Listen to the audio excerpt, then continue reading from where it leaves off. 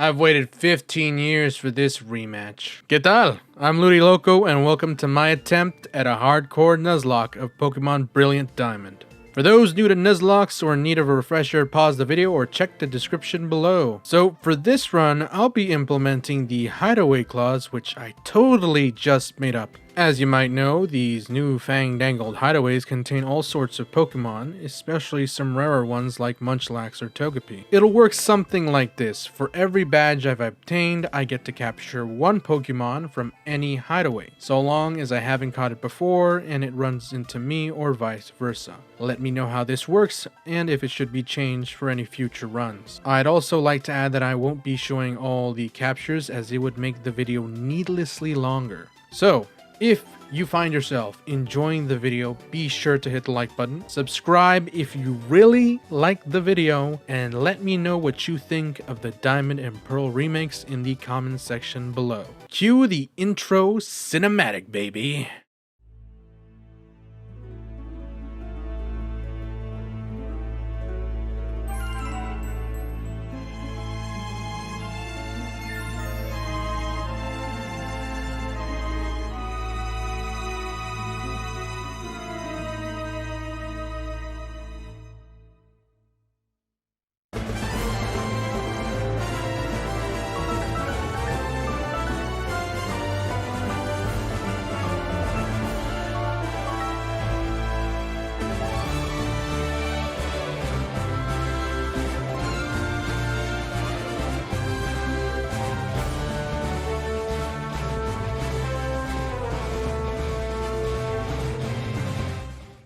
No, I'm not crying. I don't have tears in my eyes, I swear.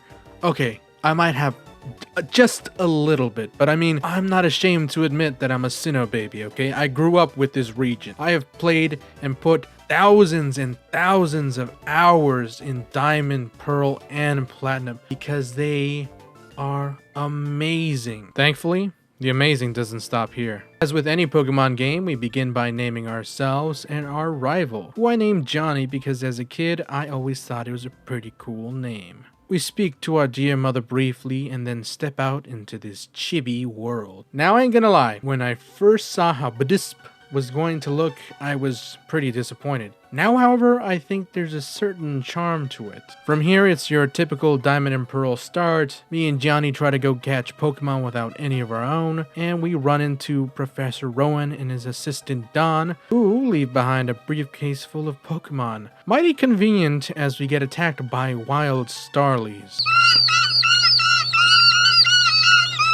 Now, I could have gone for a complex method to decide my starter, but I chose the monkey because I thought he looked cool 15 years ago, and I'm not changing anytime soon. So we defeat the birds, Don tells us to come by the lab later, and I get myself a nice pair of Yeezys that allow me to run courtesy of dear old mom. On the way to the lab, I make sure to put down a Bidoof for its own good. It's like a rite of passage. Once there, I finally get to nickname my Chimchar, who I call Hanuman. Take a guess what the naming scheme is for this run in the comment section below and where the names are from. After a brief tour and a visit back to mom and learning how to catch Pokemon again for the 100th time, Dawn hands me some Pokeballs and the run has officially begun. On this route, I catch Horse to Starly, which is a staple for any Badisp team. I turn back to Route 1 where I run into Hera the Bidoof, and with the two now part of the team, I set off towards the Grand Jubilee City.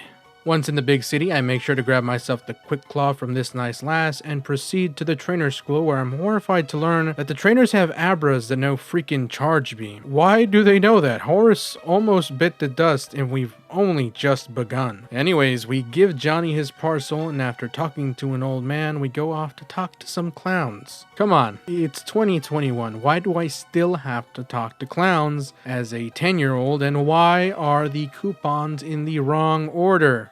Well, at least I get a Pokétch from the old man, which is neat, but I don't know how to put it away, so, before moving forward, I catch Gaia the Bidoof and face off with Johnny, which is a pretty easy battle. Very inconsequential. On this route, I managed to run into an Abra, which is, oh man, oh, it's amazing. I better catch it with the first ball. And it's gone. Wow, it really is like Diamond and Pearl. Well, I get Rock Smash from this dude and make it to Orberg City. Before getting Roark, however, I get myself Mars the Machop, who's going to be pretty good against Roark's rock types. With Mars now on the team, I go grab Roark, and after some training where both Hanuman and Horus evolve, I think I'm ready to deal with him. I gotta say that Ilka has outdone itself with these backgrounds. Seriously, this is some top tier design. Exactly as I imagined it looking as a kid. As for the battle itself, it starts off as expected with Mars destroying Roark's Geodude and laying the hurt on the big ol' rock snake. The real threat, however, is Candice, who not only manages to flinch me once, but twice, bringing Mars onto the brink of death. A sacrifice must be made, and who better to be headbutted into a pulp than good old Bidoof? With the sacrifice complete, I'm able to bring in Hanuman. I hit Candice with a power-up punch to gain a bit more damage on the next attack, and oh shit! That was close. Didn't expect a freaking bulldoze. Thankfully, a Mach Punch takes the Candice out. And with that, the first badge is in my hands. From here, it's time to... Oh, hey Johnny. Now on our way to Floraroma Town. Isn't Bidoof dead? Did I just dig up its grave and smash it against the rock? Okay. Moving on. We make it to Floraroma Town without any issue, and passing it, I come across this little girl who needs me to save her father. Before confronting Team Galactic, I obtain myself Raijin the Pachirisu. I then take care of a couple grunts in a flower field, get the key, and frolic in this beautiful flower field. With the key in hand, the time has come to take on Commander Mars. Oh, doesn't she look adorable?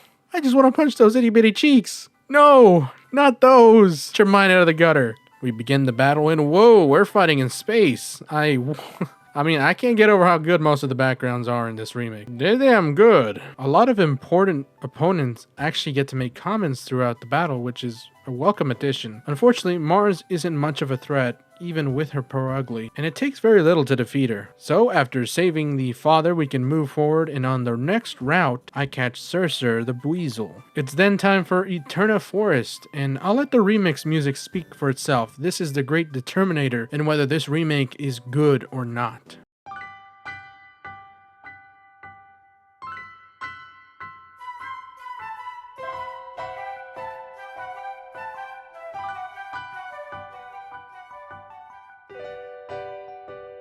Personally, I still think it's enchanting, but let me know what you think about it down below.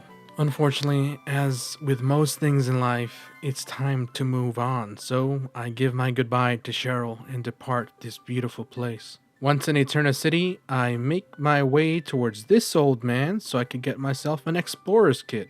With this single item, I can go into Grand Underground and find myself Pokemon Hideaways, which, as you can see, is a pretty nifty place, and there's a decent variety of Pokemon you can obtain from the offset, which is pretty nice. For now, however, I'll withhold from getting any Pokemon just yet. Before challenging Gardenia, I run into this woman by the name of Cynthia. You might know her, and though her chibi form is cute and belies a sort of innocence just by looking at her, her aura speaks volumes in ways that vacant face never can. Speaks of danger and malice and death. Needless to say, I skitter away to challenge Gardenia. Honestly, I take a couple of minutes figuring out Gardenia's gym because I'm a big old dummy, but I eventually figured it out. Turns out you just gotta find these trainers in these trees. Gardenia is actually less of a challenge.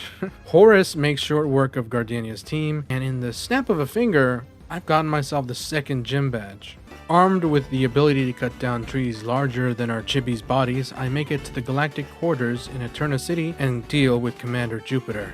Now Jupiter puts up more of a fight than Mars. Her Zubat is taken out without much trouble, but her Skunk Tank makes the team work for the win.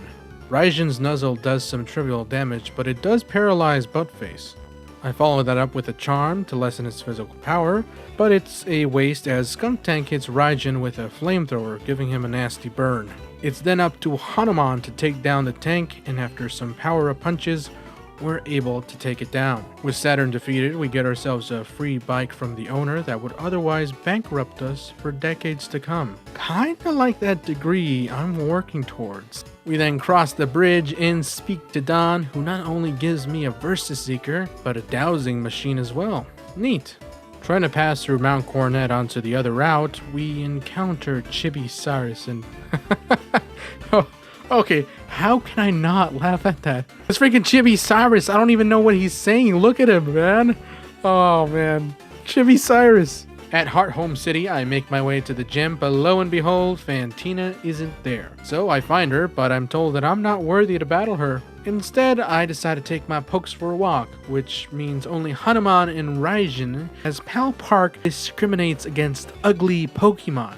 How can you tell me that Bidoof isn't cute enough? I have taken the two for walkies regardless, running around finding TMs. It's pretty cool until this happens. Hanuman, what in the world are you doing to Raijin, dude? Stop. Dude, we're in public. You can't just do that. So yeah, we got kicked out. Well, at least I can now walk my Pokemon, so that's freaking cool. Look at that. Now, I should let you all know that Pokemon is essentially hard baked into the gameplay. What that means is that basically affection and friendship are connected from what I understand, which means that by just having your Pokemon on your team or walking with them, it increases both.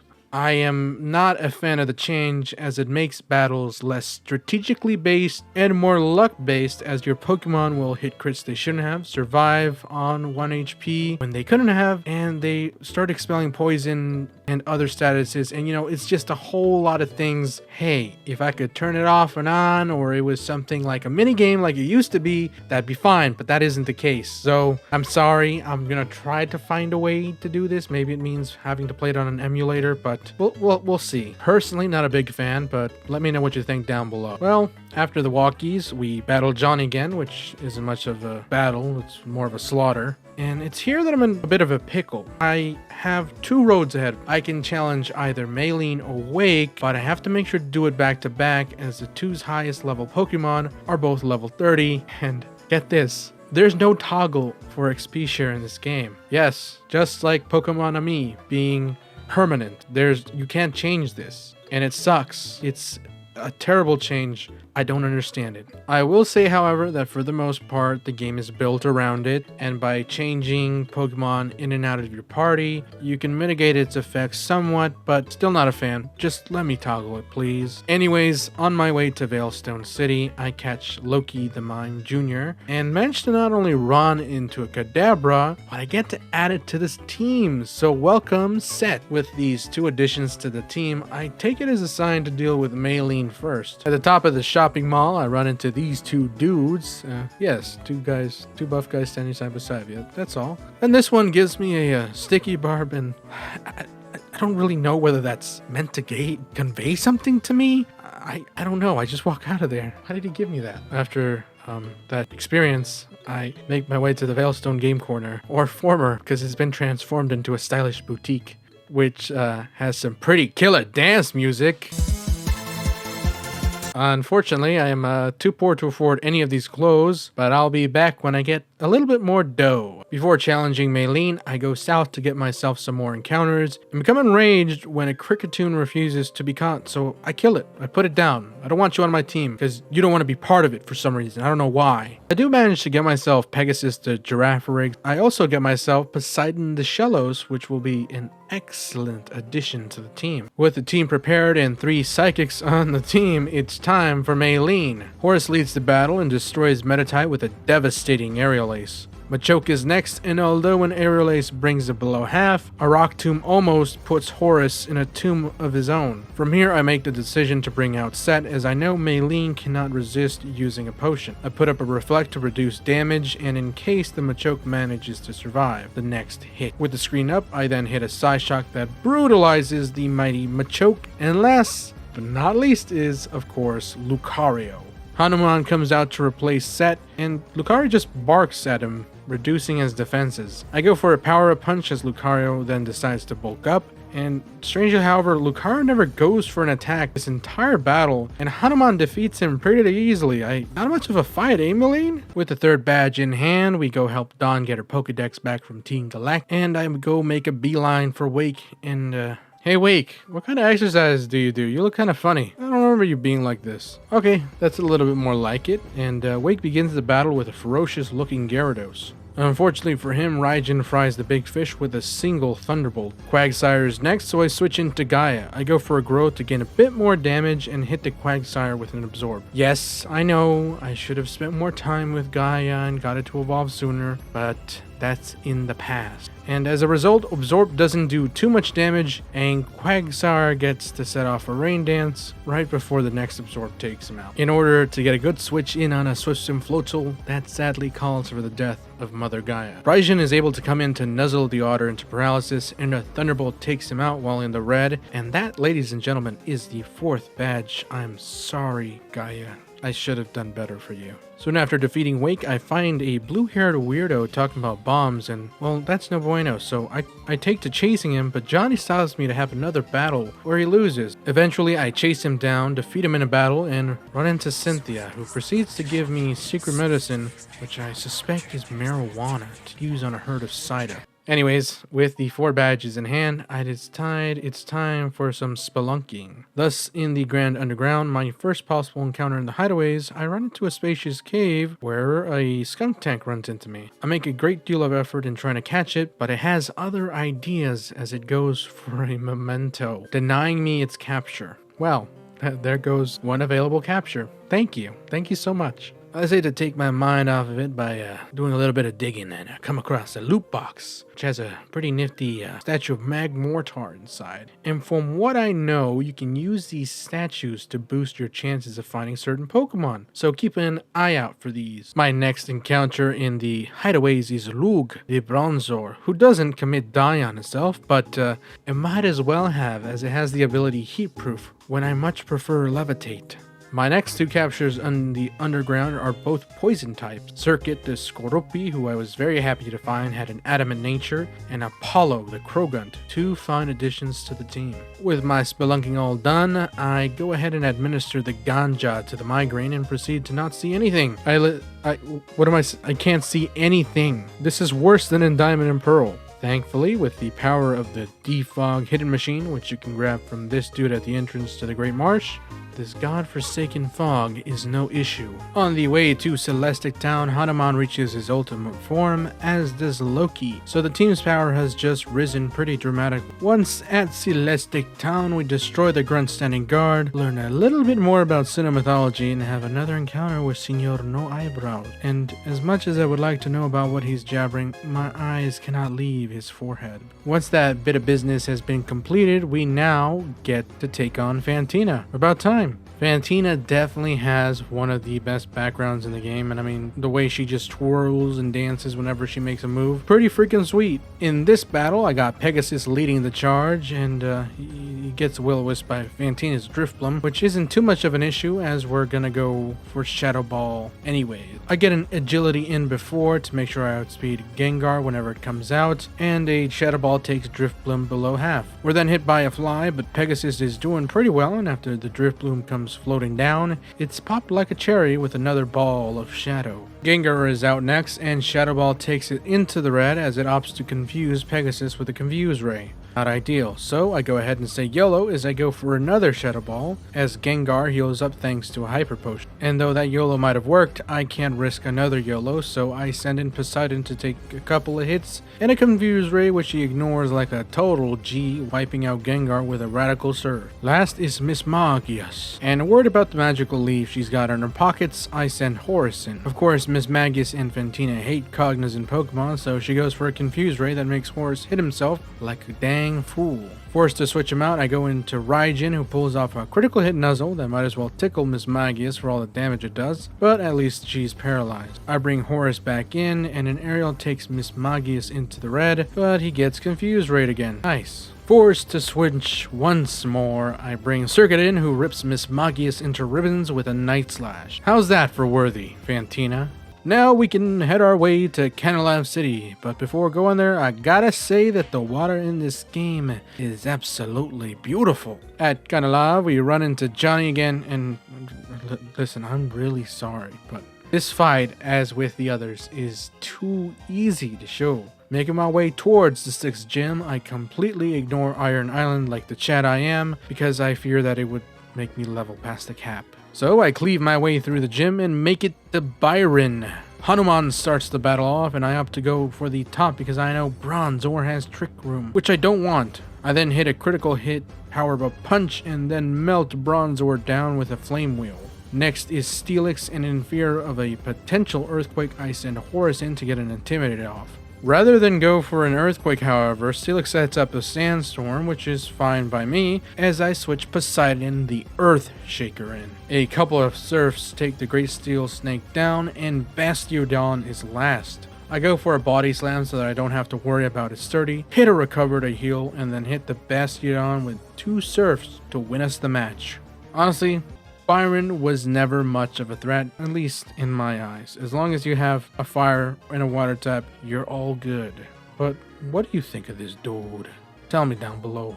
With the 6th badge acquired, I have a nice chat in the library until there's a massive series of explosions at Rock Sinnoh. Turns out Team Rocket bombed the lake and I, a 10-year-old, must go investigate, because that's how things are done. At Lake Valor, hundreds of poor Magikarp are flopping on the ground, gasping for a breath they will never receive. Inside the cave at the lake, we find Commander Saturn, who puts up a meager fight, and it's then off to Lake Verity, where I take on a couple of grunts and bring this happy chibi of Commander Mars down for the 2nd time. Now I have to go north near Snow Point City in order to check out Lake Equity. I must say that outside of Mount Coronet, this background takes the cake for my favorite. It looks really amazing. Good job, Ilka. Passing through Mount Coronet, we get to Route 216, where I catch Kione the Snover, and after trudging miles of snow and nearly losing my limbs to frostbite, we make it to Snow Point City.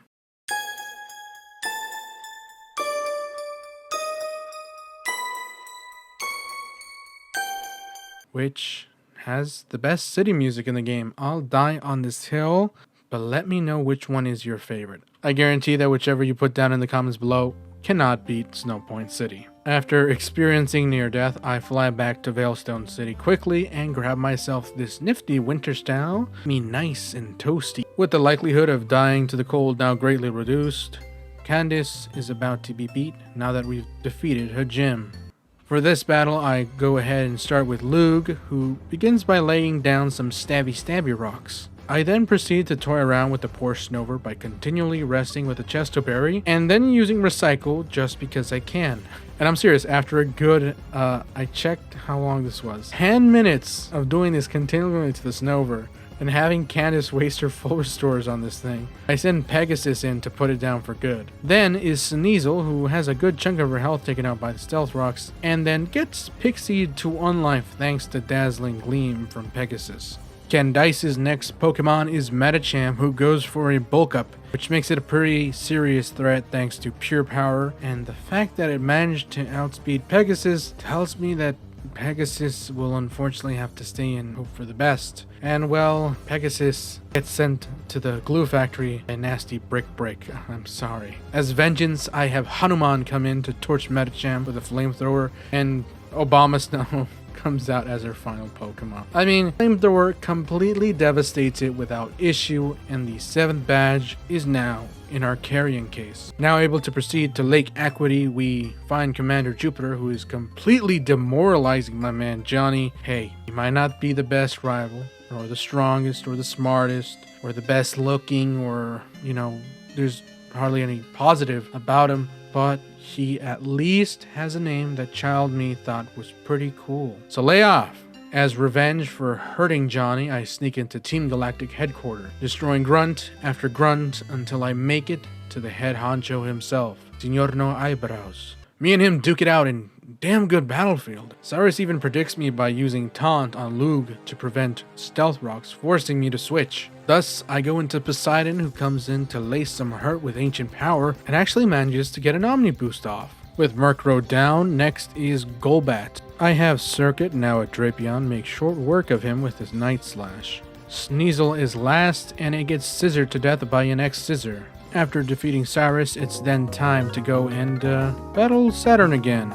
who waits for me in the other room. Saturn doesn't stand much of a chance, and with his defeat, they allow me for some reason to release 3 lake spirits. I mean, I'm a little kid, I'm 10 years old. Just because I beat you in a Pokemon battle doesn't mean you can't prevent me from doing this. With those 3 now free, it's then off to Mount Coronet, which still has a wonderful song and a ton of obstacles that no longer require you to waste move slots with so many HMs. Thank you. This is an excellent change. Absolutely love it. We eventually make it to Spear Pillar, which looks pretty tight. I destroy this pair of Dumbos standing guard, and as I approach Cyrus and his lackeys, this pretty cool reimagining of the DS cinematic plays.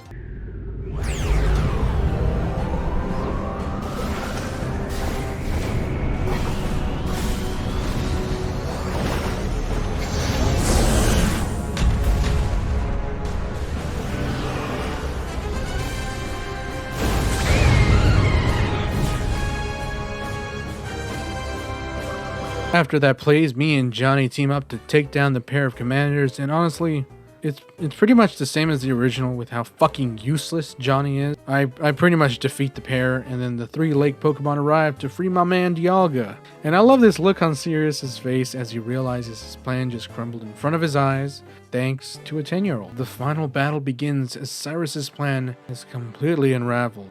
This can be a little challenging as you don't get to prep your team as it goes from the tag team fight right into Cyrus. Thankfully, as I led with Keone, this isn't too much of an issue as I can pummel the Honchkrow with an Ice Punch as it goes for Defog for some reason. Cyrus heals up, which is futile in the eyes of the Ice Goddess, and hail damage takes it down after another Ice Punch. Crobat is next, making me switch into Lug, thinking it would go for a poison type move. Instead of Tailwinds, which is pretty scary as it doubles his Mon's speeds. Thankfully, I do manage to get some Stabby Rocks off to severely hurt Cyrus and his switching shenanigan. Gyarados comes out next, and I curse God for giving me a heat-proof Bronzong, and I'm forced to make a pretty cruel decision, one that I will hate myself for. I have to Psychic Raijin. I went into him expecting the Earthquake, but Gyarados had gone for Crunch instead, but rest assured the next Earthquake kills Raijin. Sorry, little buddy. With the Tailwind now gone, I send in Circuit to Toxic Gyarados. A bold move knowing he has Earthquake. Thankfully, she holds, and with Gyarados slowly dying to poison, I send in Keone to get some more chip damage in with Hail. With that done, I then go into Poseidon, who can tank hits and heal thanks to Recover, which is good because a critical hit Waterfall almost takes out Earthshaker. Poison damage brings Gyarados into the red, but funnily enough, rather than using a full restore or hyper potion, Cyrus goes for a super potion. I guess my man can't afford high-end potions, thanks to inflation.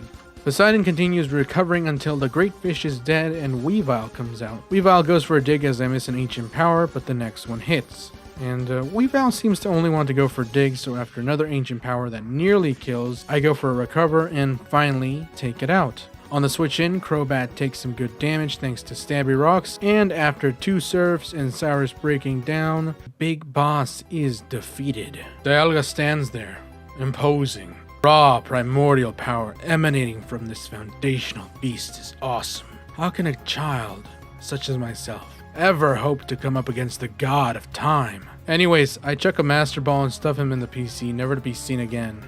Having saved the world, it's time to go to Sunny Shore City. There I run into the illustrious Flint, Elite Four member, fire extraordinaire, whose full team is not all fire types. Anyways, he tells me his pal Volkner is depressed on account of him being too good at battles, so I find him at the lighthouse and tell him that I'd like to challenge him.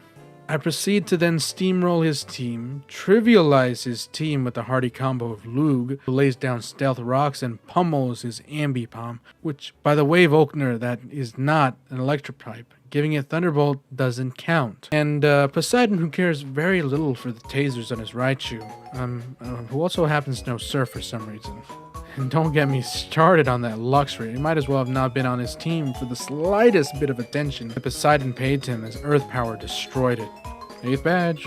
On my way to Victory Road now, I speak to Jasmine, who's visiting all the way from Johto. She hands the TMs for Waterfall, allowing for Water Elevator Traversal. I make it to the entrance to Victory Road, and I'm at the Pokemon League. Before actually challenging the league, however, I must face Johnny Boy for the last time, and I, as usual, begin with Lug and lay down Stabby Rocks as his Staraptor strangely goes for a rain dance. It then becomes a battle of endurance as Staraptor continually uses close combat, and Lug gyro balls the bird of prey. Eventually, Lug wins out, and next is Snorlax. I switch to Horus for an Intimidate as Snorlax tries to eat him with a Crunch. Close combat sadly doesn't take down the Snorlax thanks to all that blubber, but a follow-up U-turn does. With that U-turn, I go into Hanuman, which makes Johnny send in his Apollyon, and Hanuman close combats that pompous, flightless bird into an early grave. Roserade is next, but a flamethrower easily takes care of him, and then Rapidash gallops into battle, and from here I U-turn into Poseidon to take care of him. Surf takes him out, and his last Mon is Heracross. Gotta give it to Johnny, he at least has some decent taste. Heracross goes for a Swords Dance, which is it's worrying, but I managed to hit a critical hit Surf with Poseidon and another one to bring him down into the red. From here, I pivot into Kione and watch as a piece of hail lodges itself right in between Heracross's eyes. Sorry, Johnny, you still ain't good, but at least I showed one of your battles. With very little left in my way, I now just need to grind up to the level cap of 63, which is the highest level that the Elite Four has. Honestly speaking, I got tired from the grind and decided to go in with most of the team nearly hitting the cap, deciding that the last few levels could come from battling the Elite Four themselves. First of the Elite Four is Aaron, the Bug Maestro. The strategy for this is pretty simple. Lug leads and sets down Stealth Rocks to severely hurt the critters whenever they switch in. I then laid down Light Screen to reduce special attack damage, and in comes Hanuman with a charcoal boosted flamethrower to take care of the Dustock. From here, Hanuman makes short work of Aaron's team, incinerating Heracross, and laughing as both Beautifly and Vespiquen have half their health taken away on switch in thanks to the Stealth Rocks. Drapion is then Aaron's last Pokemon, which doesn't mean much as Flamethrower brings him low, and switching into Horus so I can dodge an incoming Earthquake. Brave Bird then takes Drapion out, and the first member has fallen.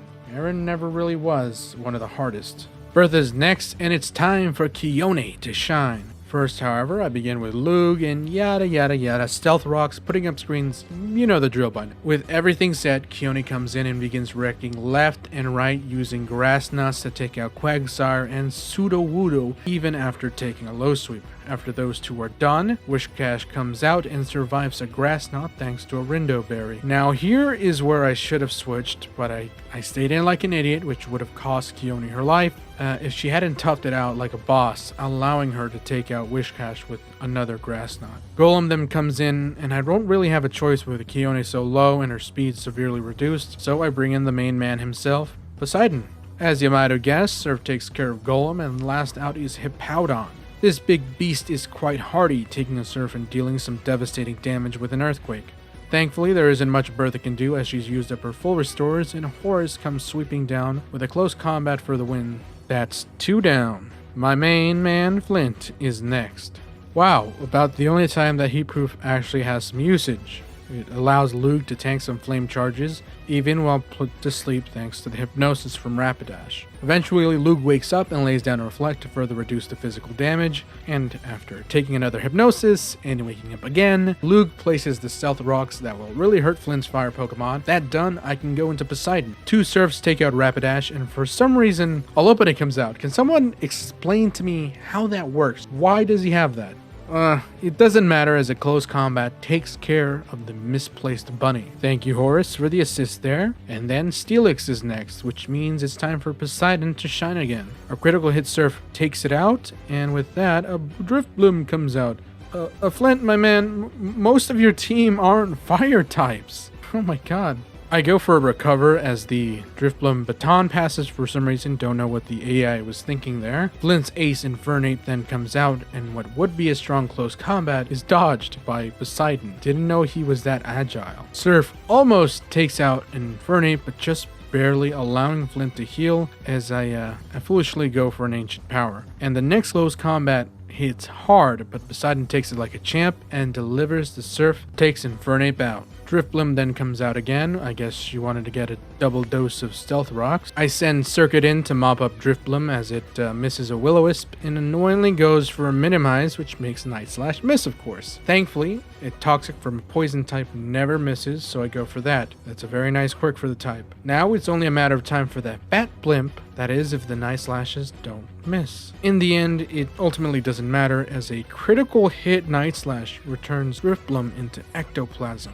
3 down. Last of the Elite Four is Lucian. Great name, great design, and pretty challenging in the OG. Let's see how he does this time around. For this battle, I try something a little bit unconventional, because I know that Mr. Mime is armed with both screens, Reflect and Light. So to prevent this, Hanuman takes the field. Because he knows Taunt, he'll be able to prevent Mr. Mime from using Reflect. From here, I then pivot right into Circuit, as I know Mr. Mime can't resist using a Psychic, but Circuit can. With that, 2 cross poisons manage to take out Mr. Mime, and next is Medicham. This time around, Medicham's been given high jump kick, which means that if I protect as I do here, he goes sailing into the other wall rather than into Circuit. From here, I go into Horus to get intimidated, as Pure Power Medicham is a true terror. Horus nearly dies from a high jump kick. A retaliatory Aerial Ace crits, taking Medicham out. Lucian then sends in Girafarig, so I go into Lug to set up a light screen and Stealth Rocks for Lucian's remaining Pokemon. I then switch back into Circuit,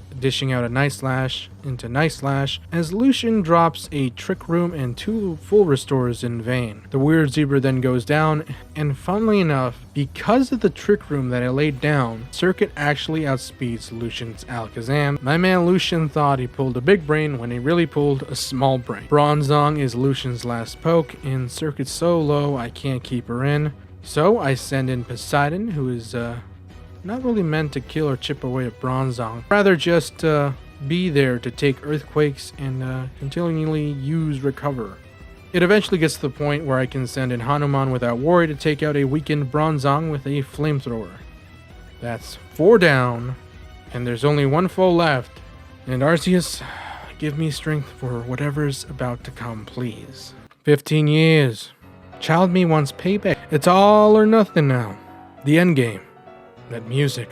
That piano. The battle has begun. Starts off by sending Spiritomb. I, in return, send in Lug. Setting up the screens to reduce the hellfire that is Cynthia's power is essential, as is laying down Stealth Rocks to do some damage. Spiritomb meanwhile wastes a turn going for Sucker Punch, and from here I switch into Horus anticipating a Shadow Ball, but it instead goes for another failed Sucker Punch. Now something you should know about Cynthia this time around is that all her Pokemon are holding items, and this Spiritomb happens to be holding a Citrus Berry. Not wanting to deal with that, Horus has been giving the move Thief to relieve Spiritomb of his delectable berry. So I make Horus hit a Brave Bird that gets Spiritomb good, and he manages to actually dodge Dark Pulse like a champ. The next Brave Bird takes out Spiritomb and brings us into the Berry Threshold, triggering the Citrus Berry and giving Horus his last meal. Because Horus is going to sacrifice himself. Milotic is out next, and her held item is a Flame Orb, which I know you're telling yourself sounds strange. I mean, why would Cynthia want to burn her own Pokemon? 2 words: Marvel Scale. If that thing triggers, taking out Milotic would become too much of an issue, and I don't want to deal with that. So, Horus steals the Flame Orb, tanking an Ice Beam in the process and delivering a decent Brave Bird. I then watch in horror as Milotic charges up the next Ice Beam. But Horus hangs on, but is then taken out by the burn from the Flame Orb. Horus down, Lug comes back out to put up a Trick Room, followed by a Light Screen as Milotic goes for a Recover. A following Scald from her burns us, but that doesn't matter to us much as Lug's work is done. From here, I switch into Kione, and I begin setting up 2 Swords Dances, followed by a Bullet Seed that hits twice to get my Locktick into the wretch the Hail then takes care of. There goes another major threat. Roserade prances in only to be taken out by a single Ice Shard, which has priority. Gastrodon, easily Cynthia's weakest link, comes out only to get gunned down by a barrage of Bullet Seeds. Kione is definitely putting in most of the work this battle. Second to last is Lucario, and knowing that I have no better choice, Kione hits 1 last Ice Shard for some respectable damage. But goes down. I bring Lug back in to put a reflect, hoping that would be enough for Cynthia's real monster, and Lug is the next to fall. Hanuman, ever dependable, comes in and takes the brutal aura sphere to the face as he delivers a flamethrower to take out Lucario. And last is Garchomp. There's no way I can hope to outspeed this monstrosity, so Hanuman falls, our first partner's life extinguished forever. Circuit comes in to avenge Hanuman by delivering a toxic and managing to take the earthquake. The next earthquake comes racing towards Circuit, and rather than accept death, she prevails, hanging on so a bulldoze could get through, allowing her to get another bulldoze in on the next turn. She's at least given Poseidon a fighting chance as the earthquake comes, and Circuit refuses to go down. Holy shit! Another bulldoze does little to Garchomp, and this final dreaded earthquake is what finally lays the Scorpion Queen to rest. As a result, however, poison coursing through Garchomp's veins reaches its heart, taking the beast down. We did it! Holy shit, we did it! Honestly, I shouldn't have won that, but Circuit, my god, she just refused to die, fighting right up until the end. With Cynthia defeated, Poseidon and I walk off into the Hall of Fame, and though we may have gotten the title and entered into the annals of Sinnoh's history, we don't feel like champ. We may have won, but at what cost? Well, folks, that's that. I had a tremendous amount of fun playing the game and doing this challenge, and honestly didn't really expect myself to win at the end there. And well, I can only hope you had as much fun watching this video as I had making it. So, if you really did enjoy it, be sure to leave a like, pummel the subscribe button, and be ready for whatever comes next. This has been Luli Loco, and until next time, adios.